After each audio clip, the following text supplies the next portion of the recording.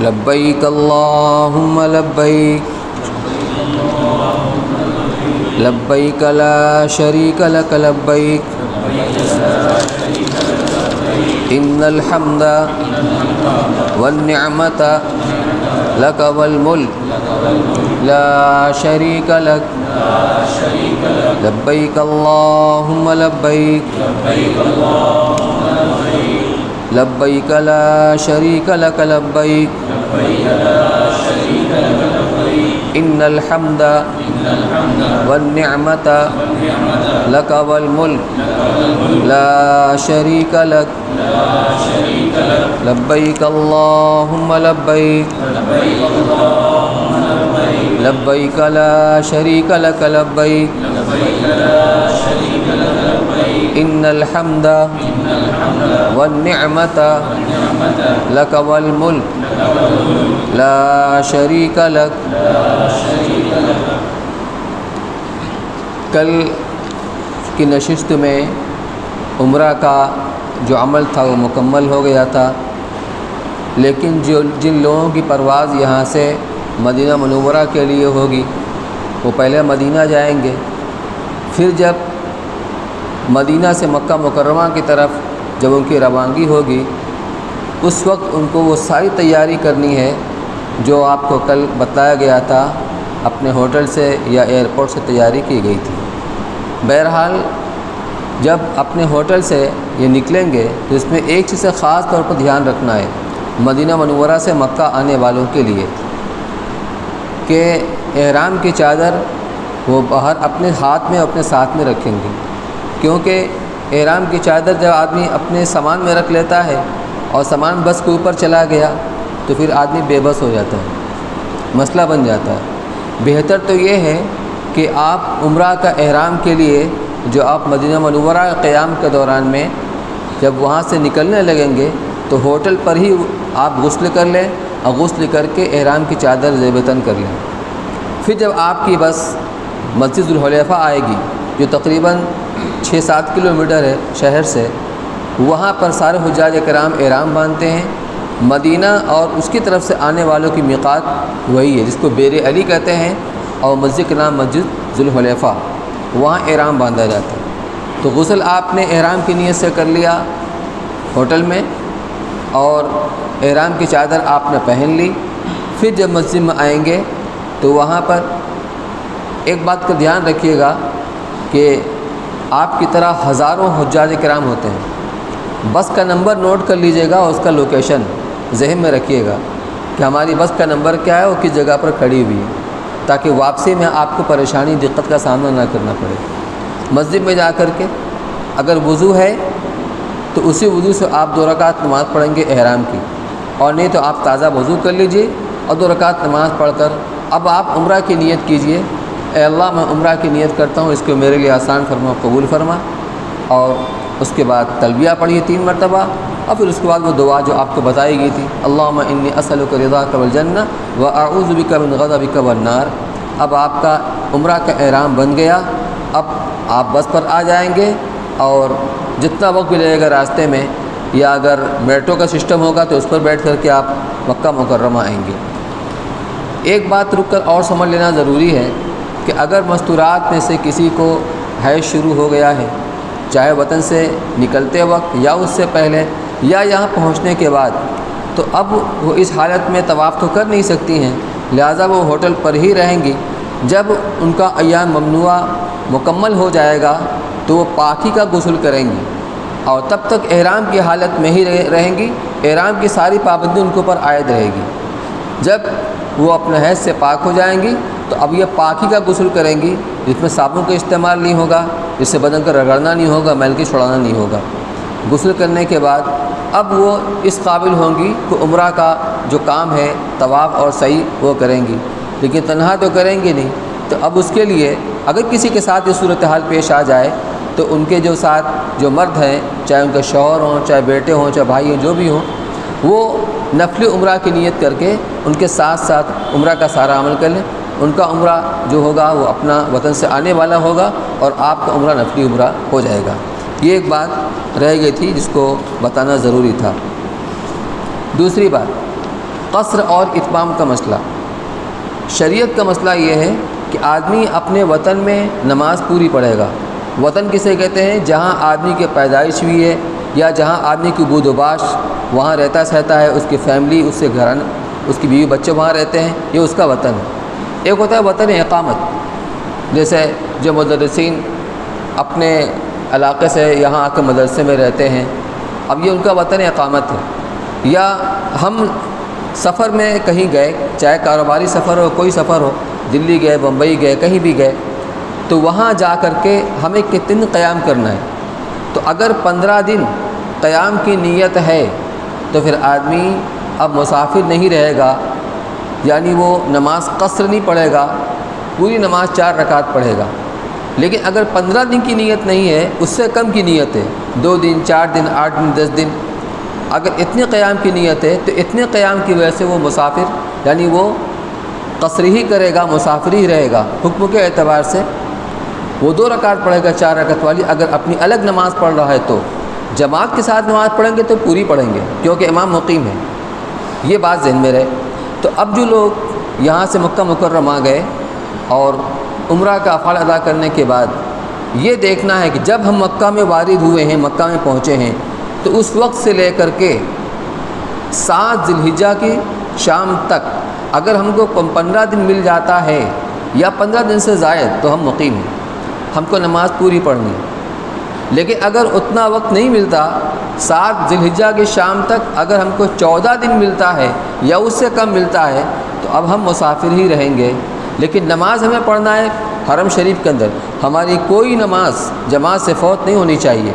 لیکن جو ہمارے ساتھ مستورات ہیں، یہ کوئی ضروری کہ ہر وقت کو حرم شریف میں آ کر کے نماز پڑھیں۔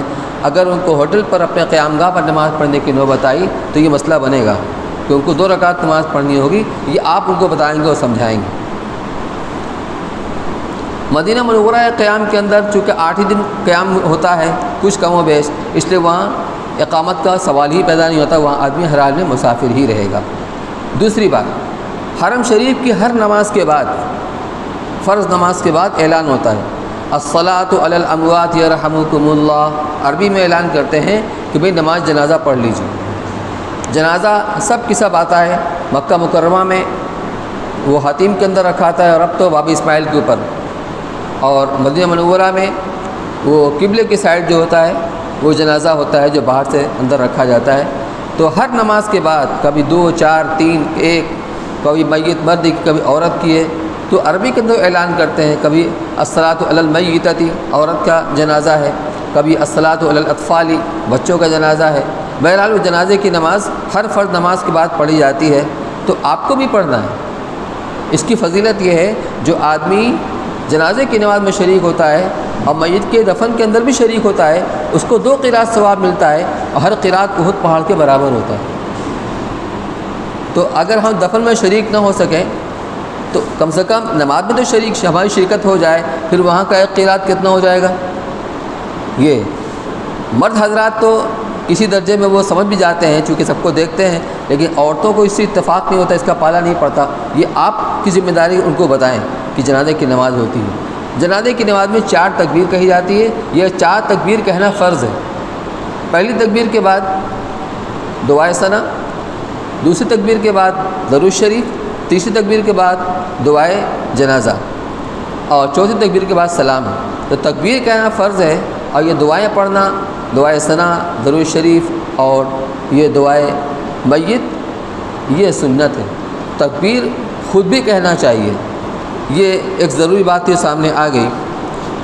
اب عمرہ سے فارغ ہونے کے بعد ابھی حج کے اندر کافی وقت ہے، تو اب کیا کریں گے اس درمیان میں زیادہ سے زیادہ ہمیں نفلی طواف کرنا ہے۔ بعض لوگوں کو شوق ہوتا ہے نفلی عمرہ کرنے کا، اس کی بھی گنجائش ہے، آپ نفلی عمرہ بھی کر سکتے ہیں، لیکن علماء کرام لکھتے ہیں کہ آدمی اپنی انرجی اور طاقت کو حج کے لیے بچا کر رکھے، کیونکہ آپ اصل حج کرنے کے لیے گئے ہیں۔ اس لیے اگر بہت شوق بھی ہے تو کم از کم حج سے 1 ہفتہ پہلے تک آپ عمرہ کر سکتے ہیں، اس کے بعد آپ عمرہ نہ کیجیے، کیونکہ کافی اس کے اندر محنت لگتی ہے۔ پھر 2 عمرہ کے درمیان میں کم از کم اتنا فاصلہ ہونا چاہیے کہ آپ کے سر پر کچھ بال آ جائے، اس کو حلق کرانا بولتے ہیں نا، حلق کہ استورا چلے تو کچھ بال آنا چاہیے، ورنہ حلق کا مطلب کیا ہوا؟ تو وہاں آپ دیکھیں گے کچھ لوگ جو ہیں تو لگتا ہے کہ بس روزانہ عمرہ کر رہے ہیں، نہیں، آپ کو جو بتایا جا رہا ہے اس کے اعتبار سے کیجیے۔ زیادہ سے زیادہ آپ ہفتہ میں 2 بار کر سکتے ہیں، لیکن علماء کرام لکھتے ہیں کہ نفل طواف یہ زیادہ بہتر ہے نفل عمرہ کے مقابلے میں۔ جتنی دیر میں آپ ایک عمرہ کریں گے کئی طواف آپ کر سکتے ہیں۔ یہ طواف آپ وہی کریں گے، دنیا میں اور کہیں طواف نہیں ہو سکتا۔ اللہ نے آپ کو موقع عنایت فرمایا ہے، اس سے فائدہ اٹھائیں۔ دوسری بات، ایک دن طواف کر کے آپ اندازہ لگا لیجئے کہ ہم روزانہ کتنا طواف کر سکتے ہیں، اس لیے کہ مختلف طرح کی جو پابندی آتی ہے، اس لیے یہاں سے اس کو ہم بتا نہیں سکتے ہیں کہ کیا شکل ہوگی، لیکن آپ 2-4 روز کر کے آپ کو اندازہ ہو جائے گا کہ ایک روز میں آپ کتنا طواف زیادہ سے زیادہ کر سکتے ہیں۔ ایک معمول بنا لیجئے کہ اتنا طواف ہمیں کرنا ہے، 3 طواف 4 طواف ہمیں کرنا ہے، تو اس کو آپ ہر حال میں کرنے کی کوشش کریں۔ تو زیادہ سے زیادہ طواف کرنا، اور اگر کوئی بشاشت نہ ہو یا طواف نہیں کر رہے ہیں یا دھوپ کی وجہ سے کسی اور وجہ سے، تو پھر نفلی نماز ہے، نفلی نماز پڑھیں، صلاۃ و تسبیح ہے، 2 نفلی نمازیں ہیں، یا قرآن پاک کی تلاوت کریں۔ مکہ مکرمہ کے دوران قیام میں کم از کم ایک ختم آپ کا ہونا ہی چاہیے، اور اگر آپ کرنا چاہیں تو کئی ختم بھی ہو سکتا ہے۔ جب ہر عمل کے اوپر 1 لاکھ گنا ثواب ملتا ہے، تو آپ اس کی بھی کوشش کیجئے کہ آپ کا زیادہ سے زیادہ وقت حرم شریف کے اندر گزرے، طواف میں، نماز میں، یا قرآن کی تلاوت کے اندر۔ یا بشاشت نہیں ہے، آدمی تھک گیا ہے تو بیٹھ کر اللہ کے گھر کو محبت کی اور رحمت کی نگاہ سے آدمی دیکھتا رہے کہ یہ بھی نفع سے خالی نہیں ہے۔ اس کے علاوہ زیارت ہے، مدینہ منورہ کے اندر زیارت میں جو لوگ جاتے ہیں، اسی طرح مکہ مکرمہ کے اندر بھی وہ زیارت کیا ہے، وہ جو وہ ہیں مشاعر مینا، مزدلفہ، عرفات، جنت المعلا، جو وہاں یہ قبرستان ہے، وہاں حضرت خدیجہ رضی اللہ تعالیٰ عنہ کی قبر ہے، اپنا کابیر میں حضرت حاجی امداد اللہ صاحب مہاجر مکی رحمۃ اللہ علیہ قبر ہے، اور بہت سے سارے صحابہ کرام کی قبر وہاں پر ہے، جنت المعلا وہاں قبرستان ہے۔ اسی طریقے سے یہ جبل نور ہے، جہاں غار حرا ہے، جہاں پہلی وحی نازل ہوئی تھی، اور غار ثور ہے، وہ تو کافی اونچائی کے اوپر ہے اور ہر آدمی وہاں پر چڑھنے کی ہمت نہیں کر سکتا، تو یہاں آپ ایک مرتبہ ہو لیجیے۔ مینا، مزدلفہ، عرفات میں جب آپ جائیں گے حج کے موقع پر تو انسانوں کا سمندر ہوگا، لیکن اب جو جائیں گے اس سے پہلے زیارت میں تو خالی میدان ہوگا، تو کم سے کم اس کا جائے وقوع، اس کا لوکیشن وغیرہ یہ آپ دیکھ آئیں گے، جمرات ہے اس کو آپ دیکھ لیں گے، تو یہ بھی ایک عمل ہے جو آپ کر لیں۔ پھر 7 ذی الحجہ کو حج کا احرام آپ کو باندھنا ہے۔ کتاب میں تو لکھا ہوا ہے کہ 8 ذی الحجہ کو صبح حج کا احرام باندھ کر سورج نکلنے کے بعد یہاں سے آپ کو مینا کے لیے روانہ ہونا ہے، لیکن اب اپنے اختیار کی چیز نہیں ہے، اب ہم ان کے شیڈول کے پابند ہیں۔ معلم جس طرح کہے گا ہمیں کرنا پڑے گا، تو وہ تو 7 تاریخ کو رات کو بھی لے کر جاتے ہیں، ہو سکتا ہے کچھ اور پہلے بھی لے کر چلے جائیں، کوئی حرج کی بات نہیں، آپ پہلے بھی جا سکتے ہیں۔ 8 تاریخ کو مینا کا قیام یہ سنت ہے، اس دن کوئی عمل نہیں، صرف آپ کو 5 نمازیں وہاں پر پڑھنی ہیں۔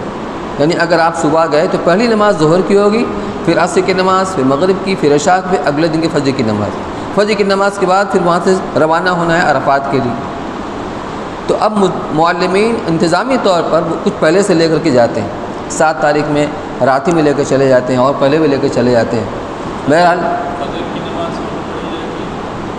آپ جب بھی وہاں جائیں گے تو ساری نماز مینا میں ہی آپ پڑھیں گے۔ مینا کے اندر ہر خیمے کے اندر اس کا انتظام ہوتا ہے، 2-4 خیمے کے لوگ ایک ساتھ بھی پڑھ لیتے ہیں، تو وہیں پر آپ کو نماز پڑھنی ہے۔ 6 ہو جائے 7 ہو جائے اس میں کوئی فرق نہیں پڑتا ہے، لیکن 5 نماز کم سے کم آپ کی وہاں پر ہونی چاہیے، کیونکہ آپ جب سورج نکلنے کے بعد عرفات کے لیے روانہ، سنت طریقہ تو وہی ہے، لیکن میں یہ کہہ رہا ہوں سنت طریقہ آپ معلوم کر لیں، لیکن اگر معلم کہے گا کہ بھئی چلیے، کبھی رات ہی میں لے کے چلے جاتے ہیں، تو آپ کیا کریں گے؟ آپ ان کے پابند ہو گئے نا، تو کبھی رات میں لے کے چلے جاتے ہیں، کبھی صبح میں لے کے چلے جاتے ہیں، تو طریقہ آپ معلوم کر لیجئے، سنت طریقہ ہی ہے، لیکن ہم چونکہ پابند ان کے، اس لیے اپنے اختیار سے ہم کچھ نہیں کر سکتے ہیں۔ تو مینا میں 8 تاریخ کو صرف 5 نمازیں پڑھنی ہیں، جتنی بڑھ جائیں، 6 ہو جائیں، 7 ہو جائیں۔ یہ اس لیے جو حج کا عمل ہے، حج کا سب سے بڑا رکن وہ ہے وقوف عرفہ، جو 9 تاریخ کو ہوگا۔ پھر 10 تاریخ کو بہت سارا کام ہے۔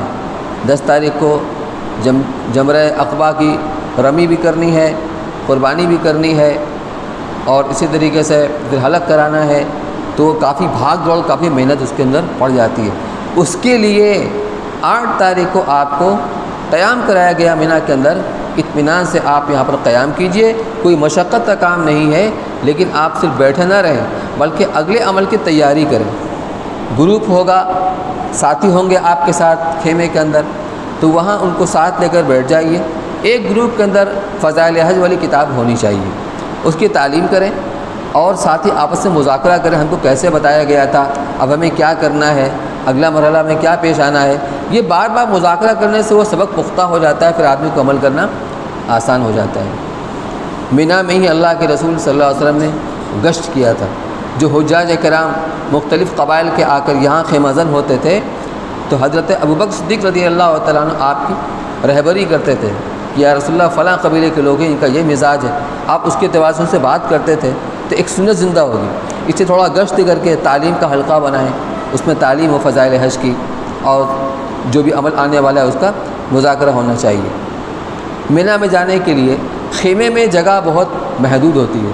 جو لوگ اجتماعات کے اندر جاتے ہیں اس کو ان کا تجربہ ہوگا کہ بس 2.5 فٹ کی جگہ ایک آدمی کو ملتی ہے، وہاں 2.5 فٹ بھی نہیں ملتی، اتنی ہی جگہ ملتی ہے کہ آدمی مشکل سے کروٹ لیتا ہے۔ تو ہر طرح کے حالات سے ہمیں سمجھوتا کرنا پڑے گا، ہماری ذات سے کسی کو تکلیف نہ پہنچے بلکہ کسی کو ہم راحت پہنچانے والے بنیں۔ یہ صورتحال خیمے کے اندر ہوگی۔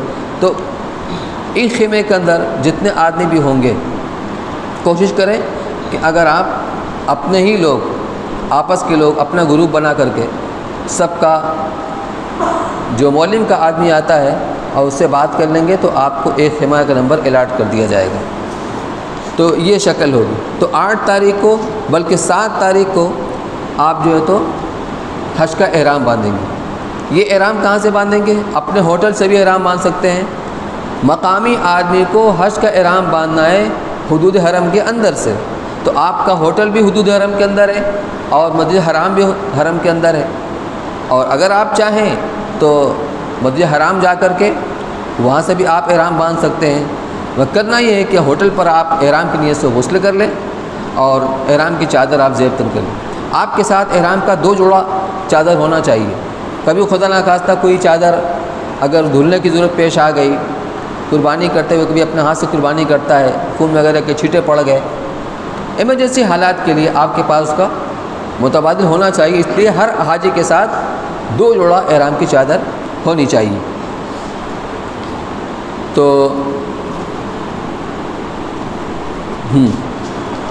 7 تاریخ کو آپ نے احرام باندھ دیا۔ اب آپ حرم شریف جا کر کے جب آپ نے 2 رکعت نماز پڑھ لی، اگر چادر پہن کر گئے احرام کی تو اب نماز پڑھیں گے آپ سر ڈھانپ کر کے، کیونکہ ابھی آپ کا احرام بندھا نہیں ہے۔ احرام کا مطلب اپنے اوپر کچھ چیزوں کو حرام کر لینا۔ یہ کب ہوگا؟ جب آپ نیت کے ساتھ تلبیہ پڑھیں گے تب۔ تو سر ڈھانپ کر آپ نماز پڑھیں گے 2 رکعت احرام کی، اور اس کے بعد سر کھول کر کے اب پورے استحضار کے ساتھ، پوری بیداری کے ساتھ اب آپ نیت کریں۔ اگر آپ کا پہلا حج ہے تو یہ حج فرض ہے، اس لیے آپ یہ نیت کریں اللہم انی ارید الحج فیسرہ لی وتقبل منی، کہ اللہ میں حج کی نیت کرتا ہوں، اس کو میرے لیے آسان فرما اور قبول فرما۔ اور اگر آپ کا دوسرا حج ہے اور آپ کسی کی طرف سے کرنا چاہتے ہو، کرنا بھی چاہیے۔ آدمی کے اپنے فیملی کے اندر والد ہیں، دادا ہیں، چچا ہیں، کبھی کسی کے اوپر حج فرض تھا لیکن حج نہیں کر سکا تو ان کی طرف سے حج کر لینا چاہیے۔ اب یہاں نیت کیا کرے گا؟ اگر اپنی طرف سے ہے تو اللہم انی ارید الحج فیسرہ لی وتقبلہ منی، اے اللہ میں حج کی نیت کرتا ہوں، اس کو میرے لیے آسان فرما اور اس کو قبول فرما، میری طرف سے قبول فرما۔ اور اگر کسی کی طرف سے ہے اس کا نام لیجئے کہ اے اللہ میں حج کا ارادہ کرتا ہوں اپنے والد کی طرف سے یا اپنے والدہ کی طرف سے یا اپنے دادا کی طرف سے، آپ اس کو میرے لیے آسان فرما دیجئے اور ان کی طرف سے قبول فرما لیجئے۔ جب آپ نے شروع میں نیت کر لی احرام باندھتے وقت، اب بار بار آپ کو نیت کرنے کی ضرورت نہیں ہے. اب یہ حج ان کی طرف سے ہوگا, آسانی آپ کے لیے ہوگی کیونکہ عمل حج آپ کر رہے ہیں. جب آپ کا احرام بن گیا, اگر آپ چاہیں تو نفلی طواف بھی کر سکتے ہیں, نفلی طواف بھی کر سکتے ہیں, نفلی طواف کر لیجئے, بغیر طواف کے بھی آپ آ سکتے ہیں. اب آ کر آپ اپنے بس کے اوپر بیٹھ جائیے, تھوڑا بہت سامان آپ لے لیجئے. اب تو ہر جگہ ہر انتظام رہتا ہے, لیکن کچھ سامان جو لوگ اجتماعات کے اندر جاتے ہیں ان کو اس کا تجربہ رہتا ہے, کچھ خشک سوکھا سامان اگر لے لیں گے ساتھ میں کھانے پینے کا, تو ہر وقت آپ کو باہر جانے کی ضرورت نہیں پڑے گی, اپنی جگہ پر آپ اپنی ضرورت پوری کر لیں گے. آپ کے ساتھ دعائی کتاب ہونی چاہیے, یہ جو آپ کو دی گئی ہے. اس کے علاوہ حزب الاعظم, اس میں قرآن اور احادیث کی صرف دعائیں وہاں پر ذکر کی گئی. وقوف عرفہ میں 9 تاریخ کو آپ کو یہی کرنا ہے. وقوف کا مطلب کھڑا ہونا. اصل تو یہ ہے کہ آدمی کھڑے ہو کر دعاؤں کے اندر مشغول, لیکن ہر آدمی کے اندر اتنی سخت اتنی طاقت نہیں ہوتی, بشاشت نہیں ہوتی ہے. اس لیے کچھ وقت تو کھڑے ہو کر دعا مانگے, کبھی بیٹھ کر دعا مانگے, کبھی اپنی زبان میں, کبھی کتاب کھول کر. لیکن کتاب کھول کر بھی ہم دعائی کتاب جب پڑھیں گے تو انداز مانگنے کا ہوگا, ٹھیک ہے. چاہے دعائے مناجات ہو, چاہے حزب الاعظم ہو, اور کوئی دعائی کتاب ہو, یہ آپ کے ساتھ ہو. ایک قرآن آپ کے ساتھ ہونا چاہیے تلاوت کے لیے, تسبیح آپ کے ساتھ ہونی چاہیے. اس لیے کہ عرفات میں 9 تاریخ کو 100 مرتبہ چوتھا کلمہ, 100 مرتبہ درود شریف اور 100 مرتبہ قل هو اللہ شریف, یہ کم از کم آپ کو پڑھنا ہی ہے. اس کے علاوہ جو بھی آپ پڑھیں آپ کو اختیار ہے. تو تسبیح بھی آپ کے ساتھ ہونی چاہیے. مصلی بھی آپ اپنے ساتھ میں رکھ لیجئے, اور جو بھی ضرورت کی چیز اپنے ساتھ تھوڑی بہت رکھ لیجئے کہ ہر وقت دوسرے کے احتیاج نہ رہے. چھتری بھی ضرور آپ ساتھ لے لیجئے گا. مینا میں کولر چلتا ہے تو خیمے کے اندر بہت ٹھنڈک رہتی ہے, لیکن باہر اتنی شدید گرمی پڑتی ہے. جو آدمی اندر باہر کرتا ہے اس سے طبیعت پر اثر پڑتا ہے, طبیعت خراب ہو جاتی ہے. عام طور پر لوگوں کو کھانسی آتی ہے, زکام ہو جاتا ہے, بخار آ جاتا ہے. چھتری آپ ضرور ساتھ میں لیے رہیے. لوٹا آپ کے پاس اگر رہے گا یا بوتل رہے گا تو آپ پانی لے کر اپنا الگ سے وضو کر سکیں گے. تو یہ ضرورت کی چیز آپ کے ساتھ ہونی چاہیے. تو احرام باندھ کر آپ اپنی بس کے اوپر آ کر بیٹھ گئے, بس آپ کو لے کر چلے گی, چاہے رات ہی پہنچا دے چاہے جب بھی پہنچائے. دیر سویر آپ مینا پہنچیں گے. مینا پہنچنے کے بعد اس دن کوئی عمل نہیں ہے جو میں نے بتایا. اس دن 5 نماز آپ کو پڑھنی ہے. 8 تاریخ کی 4 نماز اور 9 تاریخ کو فجر کی نماز. اگر رات ہی میں چلے گئے تو عشاء کی نماز بھی آپ پڑھ لیں گے. لیکن وہاں پر وہ کام ضرور کریں. ایک تو ساتھیوں میں گشت کر کے ان کو اکٹھا کیا جائے اور فضائل حج میں سے اس کی تعلیم کی جائے, اور اگلے مرحلے میں پیش آنے والے اعمال کا مذاکرہ کیا جائے, اور قرآن پاک کی تلاوت کے اندر کی جائے. ہمارا وقت ضائع نہیں ہونا چاہیے. تھوڑا سا کام یہ کر لیں کہ اپنے خیمے سے نکل کر اس کا لوکیشن دیکھ لیں. ہر خیمے کے باہر مین جگہ پر جو ہے چوراہا وغیرہ ہے, تو ایک بہت بڑا سا بورڈ پر پورا نقشہ اس پر آویزاں ہوتا ہے. وہ بلاک نمبر یہ کون سا ہے, روڈ نمبر کون سی ہے, تو اس پر سارا لوکیشن ہوتا ہے. کیونکہ جب آپ 10 تاریخ کو جب عرفات سے لوٹ کر مزدلفہ سے لوٹ کر یہاں پر آئیں گے تو ایک مجمع کثیر ہوگا. آپ اپنے خیمے میں کیسے پہنچیں گے وہ چیز آپ کے کام آئے گی. پھر وہ لوکیشن ذہن میں رکھ لیجیے, اس کا فوٹو آپ لے لیجیے, یہ ساری چیز آپ کے کام آئے گی. تو 8 تاریخ کو یہ سارا کام کرنا ہے. کبھی ایسا ہوتا ہے کہ چونکہ حجاج اب بہت کثرت ہوتی ہے تو مینا کا میدان بھر جاتا ہے, اور پھر مزدلفہ کے اندر وہ ان کا خیمہ لگنا شروع ہوتا ہے. تو 8 تاریخ کو مینا قیام سنت ہے, اور آپ کا خیمہ ہے مزدلفہ میں, تو آپ کیا کریں گے؟ دوسرے خیمے میں تو جائیں گے نہیں. تو اس کے لیے آپ یہ کریں کہ اپنی ایک چادر یا فولڈنگ چٹائی ہو اور قرآن پاک وغیرہ وہ لے کر کے آ جائیں, اور مینا کی حدود میں داخل ہونے کے بعد کہیں پر بھی سڑک کے کنارے جہاں مناسب جگہ دیکھیں, کم از کم گھنٹہ آدھا گھنٹہ بیٹھ کر کچھ عمل کر لیں, تاکہ اس سنت پر بھی آپ کا عمل ہو جائے. یہ ایک شکل ہے عمل کی. جب 9 تاریخ کی صبح ہوگی 9 تاریخ کی صبح ہوگی تو 9 تاریخ کو فجر کی نماز پڑھنے کے بعد اب آپ کو یہاں سے روانہ ہونا ہے. اگر مولوی پہلے لے کر چلا جائے تو آپ کیا کریں گے؟ آپ کو جانا ہی پڑے گا, چلے جائیں. لیکن 9 تاریخ کو جب فجر کی نماز پڑھیں گے تو اپنے وطن میں رہتے ہوئے ذی الحجہ کی 9 تاریخ کو ایک عمل شروع ہوتا ہے تکبیر تشریق کا. تکبیر تشریق, اللہ اکبر لا الہ الا اللہ واللہ اکبر اللہ اکبر وللہ الحمد. 9 تاریخ کے فجر سے لے کر 13 تاریخ کے عصر کی نماز تک ہر فرض نماز کے بعد بآواز بلند اس کو پڑھنا ہے، چاہے جماعت سے آدمی نماز پڑھے چاہے تنہا نماز پڑھے، اس کو پڑھنا ہے۔ لیکن پہلے تکبیر تشریق پڑھنا ہے نا، تلبیہ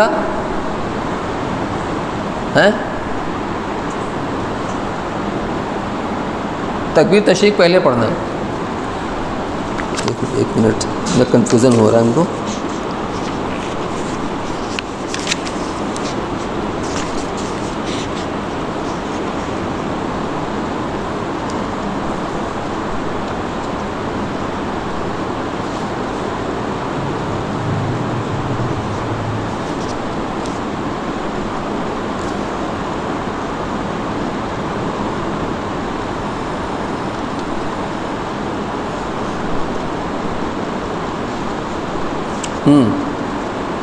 پہلے تکبیر تشریق پڑھنا ہے، اس کے بعد تلبیہ پڑھنا ہے۔ ویسے احرام باندھنے کے بعد سے لے کر جو آپ نماز پڑھیں گے تو ہر فرض نماز کے بعد جو سلام پھیریں گے، سلام پھیرنے کے فوراً بعد لبیک اللہم لبیک جب بھی پڑھیں گے 3 مرتبہ۔ اور حالات میں جب بھی چینجنگ آئے، بیٹھے ہیں کھڑے ہو گئے، کھڑے ہیں بیٹھ گئے، چلنا شروع کر دیا، زنا اتر رہے ہیں چڑھ رہے ہیں، کسی سے ملاقات ہو رہی ہے، پہلے تلبیہ بعد میں سلام، تو کثرت کے ساتھ تلبیہ ہم کو پڑھنا ہے۔ لیکن 9 تاریخ سے فجر کی نماز کے بعد سے ہر فرض نماز کے بعد پہلے تکبیر تشریق پڑھنا ہے، اس کے بعد تلبیہ پڑھنا ہے، یہ دھیان میں رہے۔ اور ہاں، مولانا منظور صاحب نعمانی رحمۃ اللہ علیہ نے اپنی کتاب میں لکھا ہے کہ جب حاجی مکہ مکرمہ سے منی کی طرف چلے تو اس کو سوچنا چاہیے کہ اللہ تعالیٰ نے اپنا دربار آج منی میں لگایا ہے اور ہمیں اللہ نے منی میں بلایا ہے۔ اس تصور استحضار کے ساتھ ہم چلیں، لبیک اللہم لبیک لبیک لا شریک لک لبیک، اللہ نے بلایا ہے اور ہم جا رہے ہیں۔ اسی طریقے سے جب منی سے ہم عرفات کی طرف چلیں تو اسی تصور کے ساتھ کہ اللہ نے اب آج کی تاریخ میں ہم کو عرفات کے میدان میں بلایا ہے، لبیک اللہم لبیک، تو عمل بھی ہو، ایک استحضار بھی ہو، تصور بھی ہو، یہ ہونا چاہیے۔ اس سے بہت لذت آدمی کی بڑھ جاتی ہے۔ تو 9 تاریخ کو جب ہم عرفات کے میدان میں جائیں گے تو وقوف کا وقت شروع ہوتا ہے زوال کے بعد سے، یعنی جب ظہر کا وقت شروع ہوتا ہے تو وقوف کا وقت شروع ہوتا ہے۔ یہ حج کا رکن اعظم ہے، اگر کسی نے وقوف نہیں کیا اس کا حج ہی نہیں ہوگا۔ وقوف عرفہ کا وقت شروع ہوتا ہے زوال کے بعد سے اور رہتا ہے اگلے دن صبح صادق تک، صبح صادق تک رہتا ہے۔ اس درمیان میں تھوڑی دیر کے لیے بھی اگر کوئی حاجی وہاں پر اس نے وقوف کر لیا یا گزر ہی گیا تو اس کا وہ وقوف معتبر ہو جائے گا، اس کو اس کا فرض ادا ہو جائے گا۔ جیسے کوئی آدمی جماعت کی نماز میں رکوع میں شامل ہو گیا تو رکعت اس کو مل گئی، تو اسی طریقے سے بہت سے جو مریض ہوتے ہیں حجاج کرام میں، بیمار ہوتے ہیں، ان کو بھی لایا جاتا ہے، ان کی چارپائی لائی جاتی ہے، اس کو چیئر ہوتا ہے، کیا بولتے ہیں اسے، ویل چیئر پر یا اسٹریچر پر ان کو لایا جاتا ہے گاڑی کے ذریعے سے، تاکہ ان کا بھی حج ہو جائے۔ زوال سے لے کر کے اگلے دن کے طلوع صبح صادق تک۔ یہاں ایک بات اور سمجھ لیجیے، عربی کے اندر یعنی اسلامی مہینوں کے اندر رات پہلے آتی ہے، دن بعد میں آتا ہے۔ اسی لیے جب رمضان کا چاند ہوتا ہے تو اس کا حکم شروع ہو جاتا ہے، ہم تراویح پڑھتے ہیں چاند ہونے کے بعد سے، پھر جب عید کا چاند ہوتا ہے تو تراویح ختم کر دیتے ہیں، تو پہلے رات آتی ہے پھر دن آتا ہے۔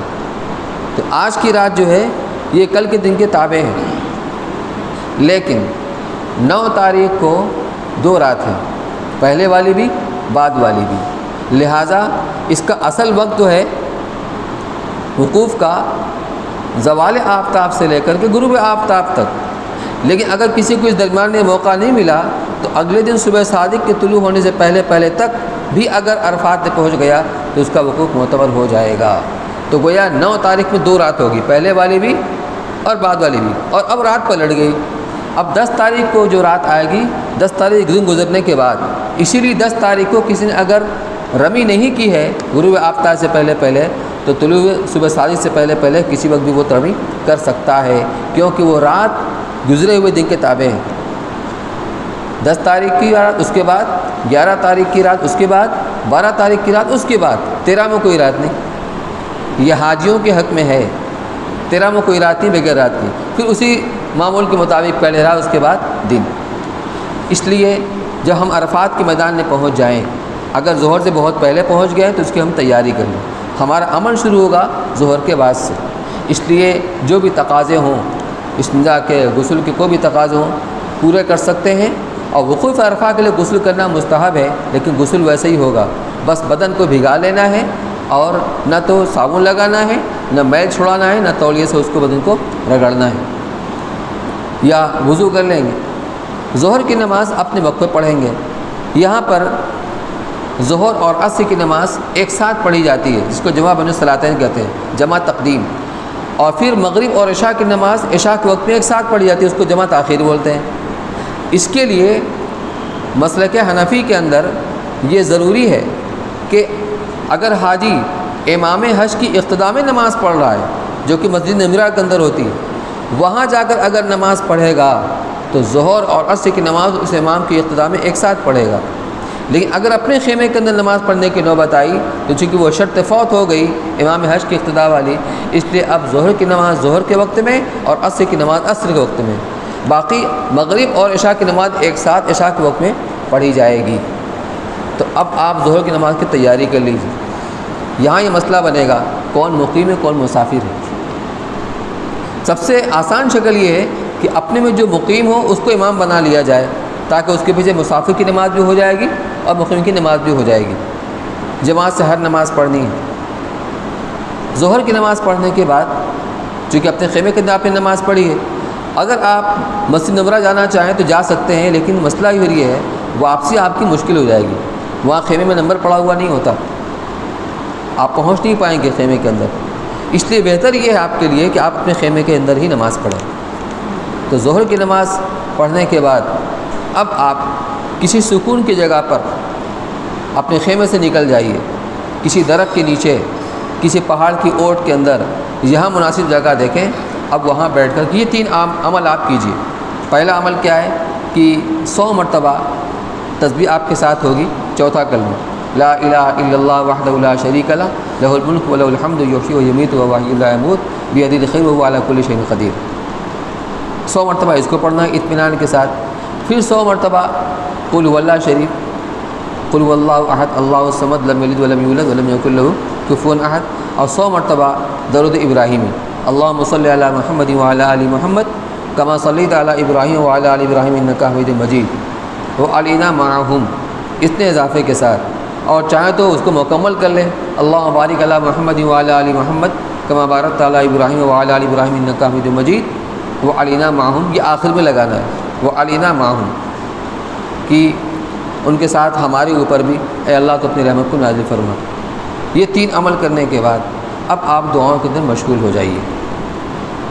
دھوپ بہت تیز ہوتی ہے، ناقابل برداشت ہوتی ہے، اس لیے ابھی آپ سائے کے اندر رہیں، اس لیے کسی درخت کے نیچے یا کسی پتھر کی اوٹ میں یا کسی سائے کے اندر بیٹھ کر اب آپ ذکر کے اندر مشغول ہو جائیے، دعاؤں کے اندر مشغول ہو جائیے، اپنی زبان میں اللہ دعا مانگیے۔ اللہ نے آپ کو نوازنے کے لیے بلایا ہے۔ آدمی سمجھتا ہے بہت گنہگار ہے، ہماری دعا کیسے قبول ہوگی؟ نہیں، کلکم خطاؤن، تم سب کے سب گنہگار ہو۔ اللہ فرماتے ہیں تم سب کے سب گنہگار ہو۔ وخیر الخطائین التوابون، بہترین خطا کار وہ ہے جو توبہ کرے۔ تو اللہ نے ہمیں بلایا ہے نوازنے کے لیے۔ حدیث کے اندر ہے کہ جو عرفات میں پہنچ کر بھی یہ سمجھے کہ میری دعا قبول نہیں ہوئی وہ فاسق ہے۔ ہم لاکھ گنہگار صحیح، لیکن اللہ کی رحمت سب سے بالا تر، ہمارے گناہوں سے بڑی۔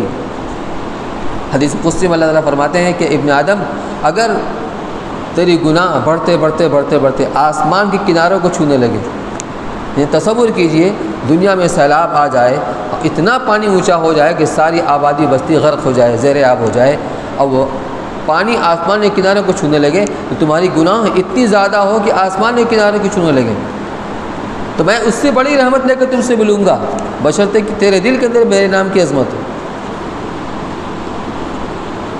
تو وہاں تو اللہ کی رحمت جوش کے اندر ہوتی ہے۔ وہی بات مولانا منظور صاحب نعمانی رحمۃ اللہ علیہ کہ عرفات میں جائے تو تصور کے ساتھ جائے کہ اللہ نے اپنے دربار عرفات کے میدان میں لگایا ہوا ہے، اور ہم جا رہے ہیں اللہ کے بلانے پر، لبیک اللہم لبیک لبیک لا شریک لک لبیک، یہ تو حاجی کا ترانہ ہے۔ درمیان میں تکبیر تشریق بھی آپ پڑھ سکتے ہیں، اللہ اکبر لا الہ الا اللہ واللہ اکبر اللہ اکبر وللہ الحمد۔ اب دعاؤں کی طرف مشغول ہو گئے، کبھی اجتماعی دعا بھی ہوتی ہے، اس میں بھی شامل ہو جائے۔ آدمی کی دل کی یہ آواز ہوتی ہے کہ میں دعا اچھی سے اچھے انداز میں کروں، لیکن چونکہ آدمی کر نہیں سکتا، اس لیے چاہتا ہے کوئی اچھے دعا کرانے والا ہو، اس کی دعا میں شریک ہو جائے۔ تو ایسا بھی آپ کر سکتے ہیں، کہیں اجتماعی دعا ہو رہی ہے اس کے اندر آپ شامل ہو جائیں، اپنی دعا خود مانگے، کتاب کھول کے آپ دعا پڑھیں، تو اس میں اچھا خاصا وقت لگے گا۔ پھر وہاں پر رہتے ہوئے آپ نے مکہ مکرمہ میں عصر کی نماز اول وقت میں پڑھی، مثل اول میں، جیسے ہمارے یہاں اہل حدیث حضرات کے جو عصر کی نماز ہوتی ہے آج کل 4 بجے ہوتی ہے نا، اس کے اعتبار سے وہاں پر نماز ہوتی ہے۔ جب آپ اپنی نماز پڑھ رہے ہیں، اپنے خیمے کے اندر پڑھ رہے ہیں، تو آپ ہندوستان کے اعتبار سے نماز درسا و تاخیر کر کے پڑھیے، کیونکہ ایک کریم وقت ہے۔ مغرب عصر کے بعد سے لے کر کے مغرب تک کا وقت انتہائی قیمتی وقت ہے، بہت کریم وقت ہے، اور سورج کی تمازت کم ہو جاتی ہے، اس کی تیزی کم ہو جاتی ہے۔ اس لیے اگر عصر کی نماز سے پہلے کوئی تقاضا اگر آپ کا ہو استنجا وغیرہ کا، تو آپ اس تقاضے کو پورے کر لیں اور پوری طرح تیار ہو جائیں کہ مغرب تک آپ کو سوائے ذکر اور دعا کے کوئی کام نہیں کرنا ہے۔ اس کے لیے اپنے آپ کو پہلے سے فارغ کر لیں، اور اب آپ عصر کے بعد دعاؤں کی طرف مشغول ہوں۔ جب دھوپ کی تیزی کچھ کم ہو جائے تب آپ خیمے کے باہر نکل کر یا سائے سے نکل کر دھوپ کے اندر کھڑا ہو کر اب آپ دعا کیجئے، تاکہ اللہ تعالیٰ کو ہمارے اوپر ترس آ جائے۔ اللہ کے رسول صلی اللہ علیہ وسلم نے اپنی اونٹنی پر کھڑے ہو کر کے کتنے گھنٹے آپ نے کھڑے ہو کر کے آپ نے وہاں پر دعائیں مانگی، کس کے لیے؟ ہم گنہگار امتیوں کے لیے۔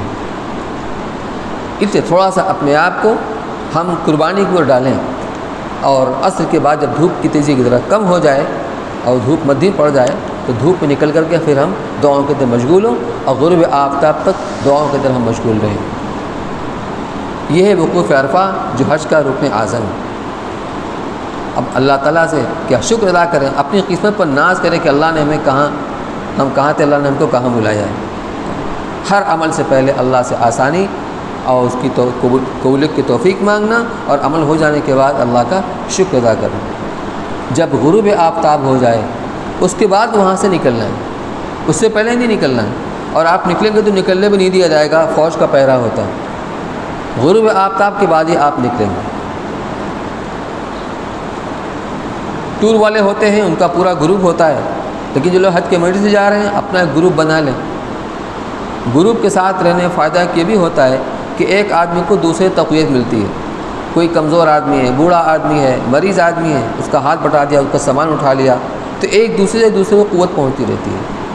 پھر کبھی آدمی تھک جاتا ہے، چلتے ہیں کہ اتنی عادت نہیں ہوتی ہے، لیکن دیکھتا ہے کہ کمزور سے کمزور لوگ چل رہے ہیں، بوڑھے لوگ چل رہے ہیں، تو آدمی کے اندر ہمت آ جاتی ہے فطری طریقے پر، یہ اس کا فائدہ ہوتا ہے۔ تو گروپ کے ساتھ آپ روانگی اختیار کریں عرفات سے۔ اب آپ کو مزدلفہ کے لیے جانا ہے، بس سے بھی لوگ جاتے ہیں، لیکن آپ اتنا راستہ اتنی مسافت پیدل طے کر لیں تو بہت بہتر ہے آپ کے لیے۔ وقت تو لگتا ہے، لیکن تصور کیجئے کہ حالت احرام میں جب آدمی حج کا احرام باندھ لیتا ہے تو ہر قدم پر حرم کی سانس تو نہیں ملتی ہے۔ اب آپ چلیں گے کتنے قدم پڑیں گے؟ صرف یہی ایک بشارت ایسی ہے کہ آدمی کے اندر طاقت اور قوت آ جاتی ہے۔ کتنا تھک جاتا ہے جو اس کی طرح متوجہ کیجیے، اس کے اندر ایک طاقت آ جاتی ہے، توانائی آ جاتی ہے۔ تو کوشش کیجئے تو گروپ کے ساتھ چلیں گے تو انشاءاللہ چلنا آسان بھی ہوگا۔ تو آپ پیدل چلنے کی کوشش کریں گے تو بہت ساری پریشانیوں سے آپ بچ جائیں گے۔ بسا اوقات ایسا ہوتا ہے کہ بس والے بے بس ہو جاتے ہیں، جام میں پھنس گئی اور پیدل والے آگے نکل جاتے ہیں۔ تو اتنا آپ کر لیں۔ تو وہی تلبیہ پڑھتے ہوئے ابھی بیچ میں تکبیر تشریق کے پڑھتے ہوئے آپ عرفات سے اب چلیں گے مزدلفہ کی طرف۔ وہ طریق المشاۃ ہوتا ہے، پیدل کا راستہ وہ متعین ہے، لوگ اسی پر چلتے رہتے ہیں۔ مزدلفہ آپ جب بھی پہنچیں گے، آج کے دن حاجی کے لیے مغرب کی نماز کا وقت مغرب کے وقت میں نہیں ہے بلکہ عشاء کے وقت میں۔ حاجی کے لیے آج کے دن یعنی 9 ذی الحجہ کو مغرب کے نماز کا وقت شروع ہوگا عشاء کے وقت میں، اس لیے مغرب نہ تو آپ کو عرفات کے میدان میں پڑھنا ہے غروب آفتاب کے بعد، نہ ہی راستے میں پڑھنا ہے، بلکہ مزدلفہ پہنچ کر پڑھنا ہے، چاہے آپ جب بھی پہنچیں۔ تو آپ جب پیدل چلیں گے تو ہو سکتا ہے تاخیر سے پہنچیں، وہ قافلے آتے رہتے ہیں، گروپ آپ آتے رہتے ہیں اور اپنی اذان دے کر نماز پڑھتے رہتے ہیں، تو چاہے آدھی رات کو بھی آپ پہنچیں گے، نماز آپ کو وہیں پڑھنا ہے مغرب کی، کیونکہ مغرب کی نماز عشاء کے وقت میں پڑھنا ہے، مزدلفہ کے میدان میں پڑھنا ہے۔ لیکن جب آپ جہاں پر جا کر پڑاؤ کریں گے، قیام کریں گے، تو اس کو آپ اطمینان کر لیں کہ میں مزدلفہ کے حدود کے اندر ہوں کہ اس کے باہر ہوں۔ کبھی دھوکہ ہو جاتا ہے، اس لیے اچھی طرح اس کا اطمینان کر لیجئے کہ ہم مزدلفہ کے حدود کے اندر ہیں کہ نہیں۔ وہ جگہ جگہ اس کے بارڈر پر اونچا اونچا بورڈ پر لکھا رہتا ہے بدایت مزدلفہ یا نہایت مزدلفہ۔ بدایت کا مطلب کہ شروعات، اسٹارٹنگ، اور نہایت کا مطلب اینڈنگ، یہاں اس کا میدان ختم ہو رہا ہے۔ تو مزدلفہ میں پہنچنے کے بعد جہاں مناسب جگہ ہو، نظر آ جائے، وہاں پر آپ پڑاؤ کر لیں۔ یہاں خیمہ بھی نہیں ہوگا، کھلا میدان ہوگا۔ وہ جو آپ چادر ساتھ میں لے گئے ہیں یا فولڈنگ چٹائی ساتھ میں لے گئے ہیں، یہ یہاں پر آپ کے کام آئے گی، بس وہیں بچھا کر کے اب آپ یہاں کے عمل کے لیے تیاری کیجیے۔ آج کی رات یعنی 9 تاریخ اور 10 تاریخ کے درمیان کی رات جو ہے، یہ بہت قیمتی رات ہے۔ کہتے ہیں کہ حاجی کے حق میں یہ رات شب قدر سے بھی زیادہ قیمتی ہے، اس لیے اللہ تعالیٰ دیکھنا چاہتے ہیں کہ میرا بندہ یہ رات رو کر گزارتا ہے کہ سو کر گزارتا ہے۔ سونے کے لیے بہت وقت ملے گا، بہت سو چکے، لیکن اللہ نے ہمیں یہاں بلایا ہے کچھ کرنے کے لیے، کچھ کمانے کے لیے۔ اس لیے تھکے تو ہوں گے، تقاضا ہوگا آرام کرنے کا، تو تھوڑا تقاضا پورا کر لیجئے، لیکن مستقل نہیں، بس اس نیت سے جتنا تازہ دم ہو جائیں اور اگلے عمل کے لیے ہم اپنے آپ کو تیار کر لیں۔ تو تھوڑا آرام کرنے کے بعد بھوک بھی لگی ہوگی، کھانا پینا یہ تقاضا ہوگا اس کا، کھا پی کر اور پورے طریقے مطمئن ہو کر اب وضو وغیرہ کرنے کے بعد اب اذان دلوائیے، اور اس کے بعد جماعت سے نماز ہوگی۔ پہلے مغرب کی 3 رکعت نماز ہوگی فرض، صرف فرض، اور اسی کے فوراً بعد بغیر اقامت کے ہوئے عشاء کی نماز ہوگی۔ اقامت صرف مغرب کی نماز میں کہی جائے گی، اور مغرب کی 3 رکعت فرض پڑھنے کے فوراً بعد عشاء کی فرض پڑھی جائے گی بغیر اقامت کے۔ اس کے بعد مغرب کی سنتیں، پھر عشاء کی سنتیں۔ لیکن اگر مغرب کی نماز پڑھنے کے بعد عشاء کے درمیان کچھ فصل ہو گیا، کسی وجہ سے کوئی چلا گیا وضو کرنے کے لیے، اب ان کا انتظار ہو رہا ہے، تو اگر فصل ہو گیا تو پھر جب عشاء کی نماز پڑھیں گے تو اب وہاں پر اقامت کے ساتھ نماز پڑھیں گے۔ تو مغرب اور عشاء کی نماز ایک ساتھ پڑھ کر کے جب نماز سے فارغ ہو گئے، ایک کام اور کر لیجیے، آپ کو 10، 11، 12 تاریخ کو رمی کرنا ہے، یعنی شیطان کو کنکری مارنا ہے۔ 10 تاریخ کو ایک جمرہ پر، 11 اور 12 کو تینوں جمرات کے اوپر رمی کرنا ہے، اور ایک جمرہ کے اوپر 7 کنکری مارنا ہے۔ تو کتنا ہو گیا؟ 11 اور 12 تاریخ کو 7، 21 دنی 42، اور 10 تاریخ کی 7 کنکری 49۔ لیکن آپ مزید ایک دن کی کنکری اپنے ساتھ رکھ لیجئے، 21 کنکری اور گویا 70 کی تعداد میں کنکری ہر حاجی اپنی طرف سے چن لے وہیں سے مزدلفہ کے میدان میں۔ اللہ نے ایسا انتظام بنا دیا ہے کہ لاکھوں حجاج کرام ہوتے ہیں، لیکن کنکری کی کمی نہیں ہوتی۔ وہ کنکری چنا کی مقدار میں ہونی چاہیے، بہت بڑا پتھر نہیں ہونا چاہیے۔ بہت سے جذباتی لوگ ہوتے ہیں، وہ خان صاحب تھے، بڑا پتھر اٹھایا اور مارا، اسے غصے میں ابراہیم کو گمراہ کیا تھا۔ حکم کی تعمیل، جذبات کی تکمیل نہیں، حکم کی تعمیل کا نام دین ہے۔ ابراہیم علیہ السلام نے کنکر استعمال کیا تھا، تو ہمیں کنکر بھی استعمال کرنا ہے، وہ کتنا چنا یا مٹر کے برابر۔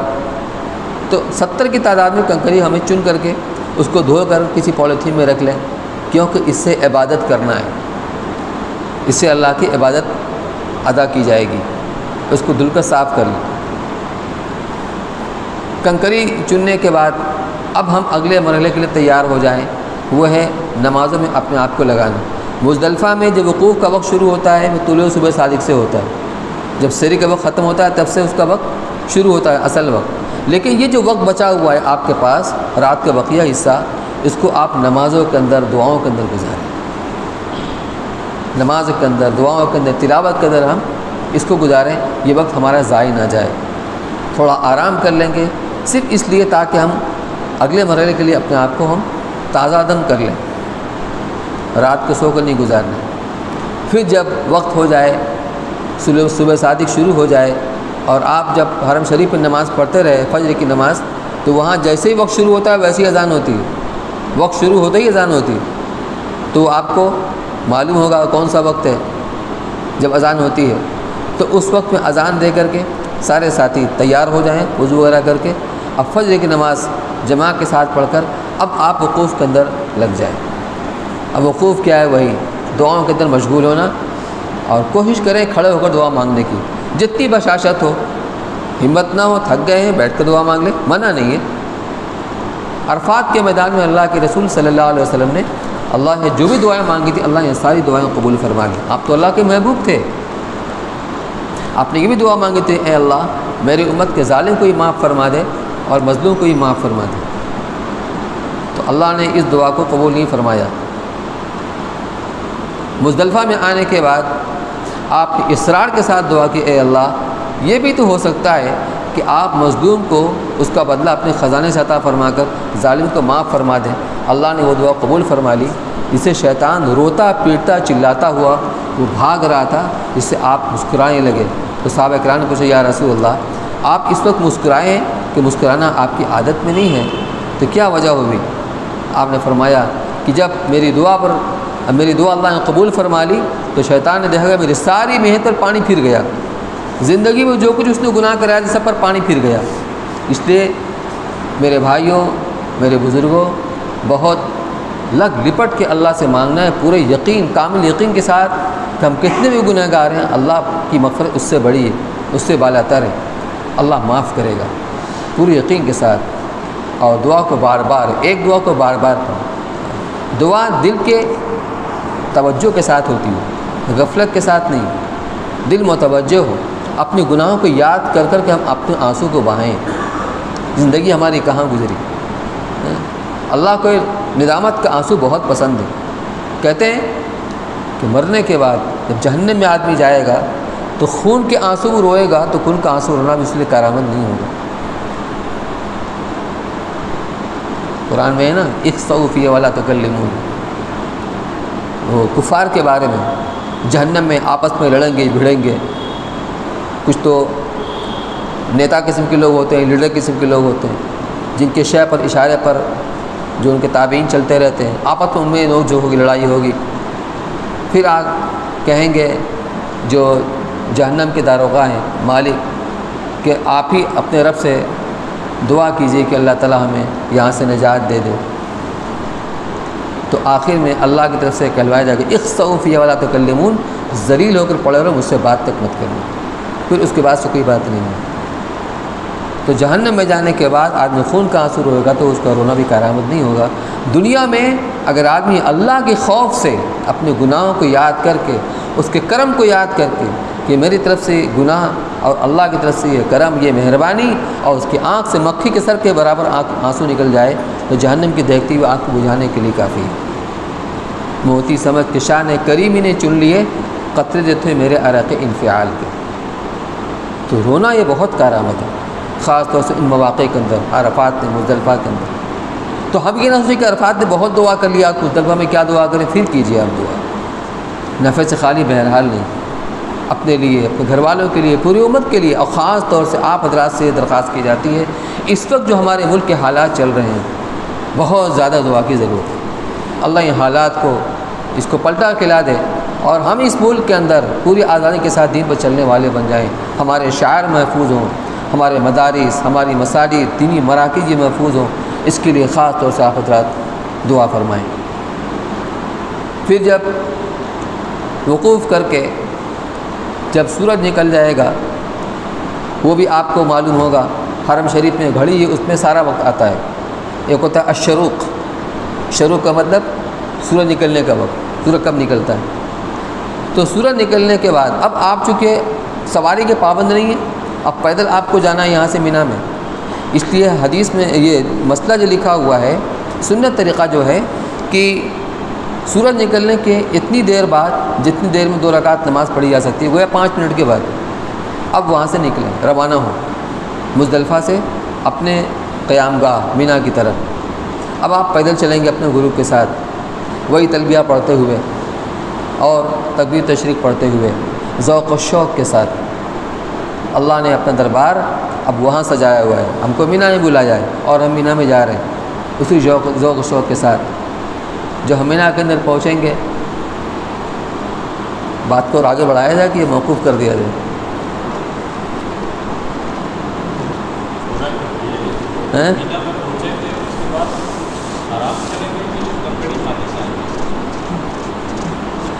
بہرحال آپ اپنے خیمے کے اندر پہنچیں گے، آپ کافی تھک چکے ہوں گے، بہت تھکاوٹ ہو جاتی ہے، تو تھوڑا سا آرام تو کرنا ہی پڑے گا. تو 10 تاریخ کو 3 عمل ہیں. سب سے پہلا عمل ہے رمی کا، کنکڑی مارنا، اور اس کے بعد ہے قربانی، اس کے بعد ہے حلق. قربانی کے بارے میں کیا شکل ہے کچھ پتہ ہے؟ اصل میں وہاں بینک والے جگہ جگہ کاؤنٹر لگا ہوتا ہے، کہتے ہیں قربانی کا پیسہ آپ جمع کر دیجیے، ہم قربانی کرا دیں. تو وہاں والے جو ہوتے ہیں سعودیہ والے، ان کے ایسا کوئی اہتمام نہیں ہوتا ہے کہ آپ کی قربانی پہلے ہوئی کہ آپ کا حلق پہلے ہوا. لیکن ہمارے یہاں مسئلہ کے احناف کے اندر ترتیب شرط ہے، واجب ہے. پہلے رمی، اس کے بعد قربانی، اس کے بعد حلق. نمبر 1 رمی، نمبر 2 قربانی، نمبر 3 حلق. اگر اس میں آگے پیچھے ہو گیا دم لازم آ جاتا ہے. دم کا مطلب ایک بکرا یا ایک دمبا آپ کو قربانی کرنی پڑے گی. تو دم سے بچنے کے لیے ترتیب کو کے اعتبار سے ہمیں عمل کرنا ضروری.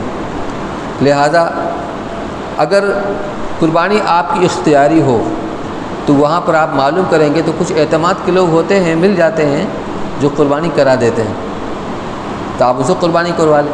جس سے آپ بات کریں ان سے آپ وقت لے لیں کہ آپ میری قربانی کب کریں گے. لیکن 10 تاریخ کو آپ وقت نہ لے کر کے 11 تاریخ کو وقت لیں. کبھی ایسا ہوتا ہے کہ رمی کرنے میں کافی تاخیر ہو جاتی ہے، تو اگر آپ نے 10 تاریخ کو قربانی کرا لیا، قربانی کہیں پہلے ہو گئی، آپ کا رمی بعد میں ہوئی تو دم واجب ہو جائے گا. اس سے 11 تاریخ کو آپ وقت لیں کہ آپ 11 تاریخ کو اتنے بجے ہماری قربانی کرا دیجیے. تو آپ 10 تاریخ کو رمی کر لیں گے. جب قربانی آپ کو 11 کو ہوگی تو آپ کا احرام نہیں کھلے گا اور آپ حلق بھی نہیں کرائیں گے.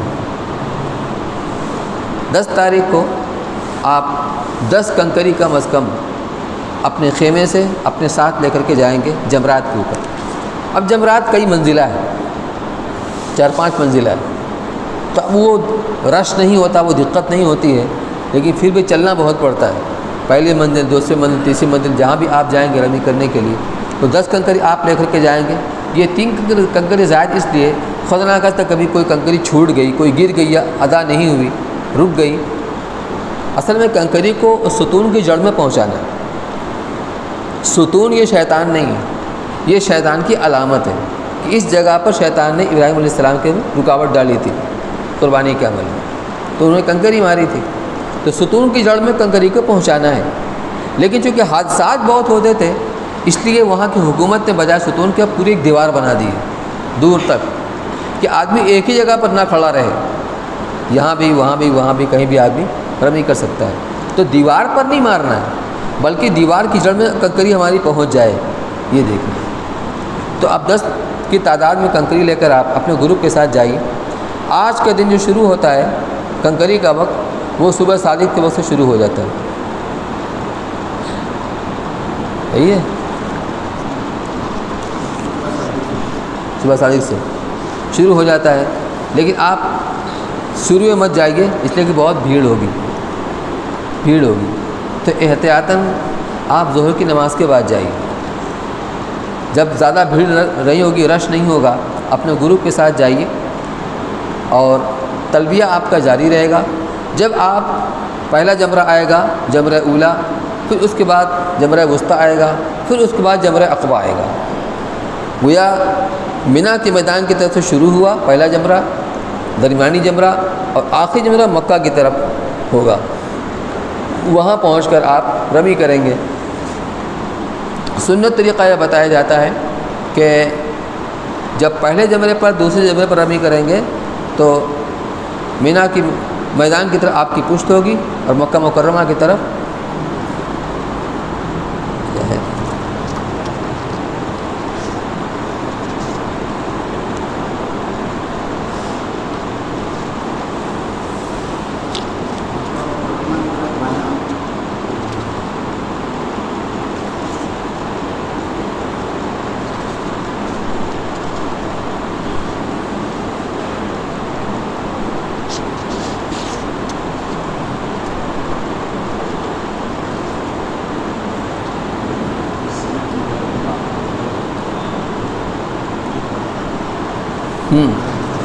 پہلے پر اور درمیانی جمرے کے اوپر اس طرح کھڑے ہوں کہ آپ کی پشت مینا کی طرف ہو اور آپ کا رخ جمرے کی طرف ہو، یعنی مکہ مکرمہ کی طرف ہو۔ یہ سنت طریقہ ہے، لیکن وہاں پر جیسے سہولت آپ کو ویسے کریں، ٹھیک ہے۔ بس معلوم کریے سنت طریقہ یہ ہے، اگر قابل عمل ہو تو عمل کیجیے، ورنہ جیسا موقع ہو سہولت ہو ویسا آپ عمل کیجیے۔ تو آپ کو آخری جمرے پر جانا ہے اور وہاں پر جمرہ کی دیوار کی طرف آپ کا رخ ہو، دائیں طرف مینا کا میدان، بائیں طرف مکہ مکرمہ۔ یہ تو آسان ہے نسبتاً، اس لیے یہاں آپ کو کنکری مارنا ہے 7 کی تعداد میں، بسم اللہ اللہ اکبر، اس طریقے سے۔ اصل تو یہ ہے کہ اس طرح ماریں، اس کا موقع ملے گا کہ نہیں ملے گا، لیکن یہ بھی ایک شکل ہے، کلمہ انگلی سے انگوٹھے سے پکڑ کر کے بسم اللہ اللہ اکبر، بسم اللہ اللہ اکبر، بسم اللہ اللہ اکبر۔ اور آپ کو دعا یاد ہو، رغبا للشیطان ورضا للرحمن، اتنا اضافہ بھی کر سکتے ہیں۔ 7 کنکری مارنے کے بعد اب واپس چلے آئیے۔ 10 تاریخ کا ایک عمل ہو گیا۔ اگر قربانی آپ اپنے ہاتھ سے کرنا چاہتے ہیں، اس کے بعد قربانی کا عمل کیجیے، جہاں بھی آپ کو جائے قربانی کرنا پڑے۔ قربانی ہو جائے پھر آپ کو حلق کرانا ہے، لیکن چونکہ آپ نے اگر 11 تاریخ کو نامزد کر دیا کہ ہماری قربانی 11 تاریخ کو اتنے بجے کیجیے، تو اب آپ واپس اپنے خیمے کے اندر بھی آ سکتے ہیں۔ اور یہ بھی ہو سکتا ہے آپ آدھے راستے پر پہنچ چکے ہیں مکہ مکرمہ کے، تو آپ مزید آگے بڑھ جائیے، مکہ مکرمہ پہنچ جائیے، وہاں جا کر کے آپ طواف زیارت کر لیجئے، جو حج کا دوسرا رکن ہے۔ آپ کے پاس کافی وقت ہے تو آپ طواف زیارت کر لیں گے۔ اس کا مشورہ پہلے ہی کر لیجئے کیا کرنا ہے آپ، اسی ترتیب سے۔ اگر 11 تاریخ کو قربانی کرنا ہے تو آپ 10 تاریخ کو رمی کرنے کے بعد نکل جائیے مکہ مکرمہ اور وہاں کے طواف زیارت کیجیے۔ طواف زیارت صحیح کے ساتھ ہوگی، وہاں بھی بھیڑ بھاڑ ہوتی ہے۔ طواف زیارت سے فارغ ہونے کے بعد آپ وہاں رکیں گے نہیں۔ اگر کسی نماز کا وقت قریب ہو طواف زیارت کرنے کے بعد تو آپ نماز پڑھنے کے لیے تھوڑا رک سکتے ہیں، لیکن وہاں پر آپ کو قیام نہیں کرنا ہے۔ تھوڑا وہ تھکے ہوں گے، سستا لیجیے، آرام کر لیجیے، اس کے بعد آپ سیدھے مینا آ جائیں گے۔ جتنے دن مینا قیام ہے، یعنی 10 تاریخ کو آپ مینا کے اندر آ گئے واپس مزدلفہ سے، 10 کو 11 کو 12 کو مینا ہی میں آپ کو قیام کرنا ہے، رات یہیں پر گزارنی ہے۔ اور اگر آپ قربانی کرنے کے لیے جا رہے ہیں تو پھر آپ قربانی کریں، بہت اچھی بات ہے۔ جتنی مشقت آپ کو اس کے اندر ہوگی اتنی آپ کو ثواب زیادہ ملے گا، لیکن مشقت وہ ہو جو اپنے اوپر لادنا نہیں ہے، بلکہ عمل کے لیے مشقت کو برداشت کرنا، اور کافی محنت لگتی ہے، اور اس کا مزہ ہی کچھ اور ہوتا ہے، اس کا مزہ ہی کچھ اور ہوتا ہے، آدمی کو دلی سکون ملتا ہے۔ ٹھیک ہے، اب اتنا رہنے دیجیے، انشاءاللہ اس کے بعد اس کے آگے جو ہے کل کی نشست میں باقی باتیں آپ کو بتائی جائیں گی۔ سبحان اللہ و بحمدہ، سبحان اللہ۔